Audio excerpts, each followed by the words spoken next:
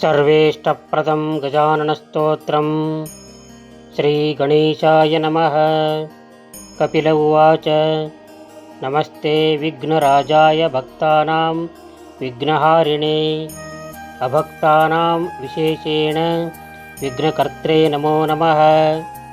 आकाशाय च भूतानां मनसे चामरेशिते बुद्धैरिन्द्रियवर्गेषु त्रिविधाय नमो नमः।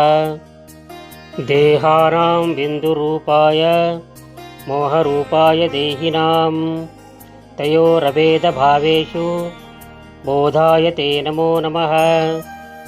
सांख्याय वै विदेहानां संयोगानां निजात्मने चतुर्णां पञ्चमायैव सर्वत्र ते नमो नमः। नामरूपात्मकानां वै शक्तिरूपाय ते नमः। आत्मनां रवये तुभ्यं हेरम्बाय नमो नमः। आनन्दानां महाविष्णुरूपाय नेतिधारिणां शङ्कराय च सर्वेषां संयोगे गणपाय ते। कर्मणां कर्मयोगाय ज्ञानयोगाय जानतां समेषु समरूपाय लम्बोदर नमोऽस्तु ते। स्वाधीनानां गणाध्यक्ष सहजाय नमो नमः। तेषामभेदभावेषु स्वानन्दाय च ते नमः। निर्मायिकस्वरूपाणां योगाय नमो नमः। योगानां योगरूपाय गणेशाय नमो नमः।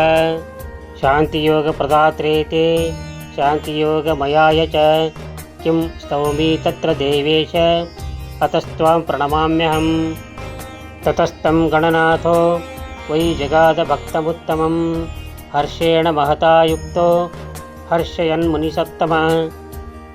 श्रीगणेश उवाच त्वया कृतं मदीयं यत् स्तोत्रं योगप्रदं भवेत् धर्मार्थकाममोक्षाणां दायकं प्रभविष्यति।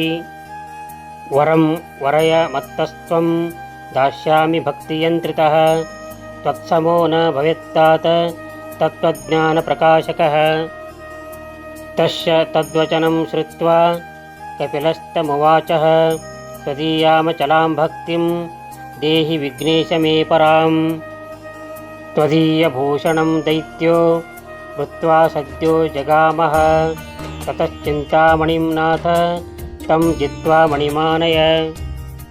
यदाहं त्वां करिष्यामि तदात्मानं प्रदर्शय एतदेव वरं पूर्णं देहि नाथ नमोऽस्तु ते।